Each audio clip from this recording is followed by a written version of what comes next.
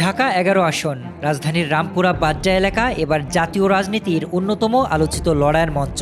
এনসিপির আহ্বায়ক ও গণ অভ্যুত্থানের অন্যতম মুখ নাহিদ ইসলামের বিপরীতে মাঠে নেমেছেন বিএনপির হেভিওয়েট প্রার্থী ডক্টর এম এ কাইয়ুম। দুই ভিন্ন রাজনৈতিক ধারার এই লড়াই শুরু থেকেই হাড্ডাহাড্ডি হিসেবে দেখছেন স্থানীয়রা। নাহিদ ইসলামের রাজনৈতিক অভিজ্ঞতা তুলনামূলকভাবে কম হলেও গণ অভ্যুত্থানের নায়ক হিসেবে তার গ্রহণযোগ্যতা রয়েছে তরুণ ভোটারদের মধ্যে।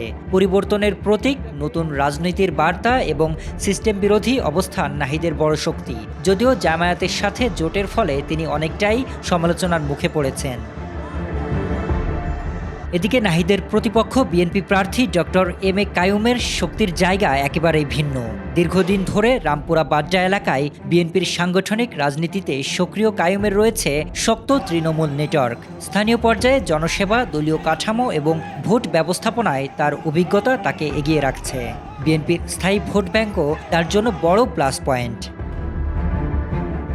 বিশ্লেষকদের মতে এই আসনে মূল লড়াই নির্ভর করবে ভোট বিভাজনের উপর। জোটজনিত কারণে এনসিপি সমর্থকদের পাশাপাশি জামায়াতের ভোট যাবে শাপলাকলির দিকে। অন্যদিকে ধানের শীষের সমর্থক সংখ্যা ঐতিহাসিকভাবে সংখ্যাগরিষ্ঠ, তাই লড়াইটা হবে সমানে সমান।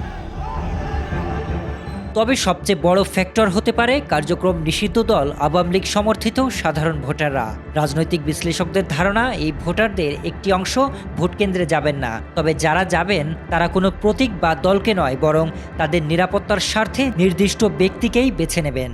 সে তো আওয়ামী লীগের একটা অংশ ভোট দিতে যাবে না, একটা অংশ ভোট দিতে যাবে, তবে এটা আসলে কত পার্সেন্ট যাবে এটা বলা যাচ্ছে না। তবে যারাই নির্বাচনে ভোট দিতে যাবে, এখানে ব্যক্তি আপনার প্রতীকের চাইতে ব্যক্তির গুরুত্বটা বেশি পাবে, যে কোন ব্যক্তি তাকে নিরাপত্তা দিবে, যার থেকে নিরাপত্তার আশ্বাসটা পাবে ওই ব্যক্তি আসলে প্রতীকের বিবেচনায় না, ব্যক্তি বিবেচনায় হচ্ছে ভোট দিতে যাবে বলে আমার মনে হচ্ছে। আরেকটি গুরুত্বপূর্ণ দিক হলো এনসিপির সঙ্গে জামায়াতপন্থী রাজনীতির ঘনিষ্ঠতা নিয়ে একাংশের আপত্তি। এই বিষয়টি মধ্যপন্থী ভোটাররা নাহিদকে বেছে না নেওয়ার অন্যতম একটি কারণ হতে পারে।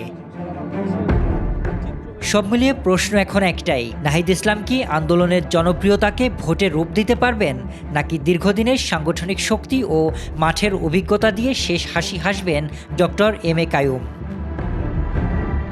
রামপুরা বাড্ডার এই লড়াই শুধু জোট বা দলীয় প্রতীক কেন্দ্রিক নয়, এটি নতুন পরিচিতি বনাম সংগঠনের, আবেগ বনাম কাঠামোর আর নতুন রাজনীতি বনাম পুরনো শক্তির এক বড় পরীক্ষা। পাশাপাশি ব্যক্তি সম্পর্কের উপরও নির্ভর করছে। শরীফ রাহাত, দেশকাল নিউজ।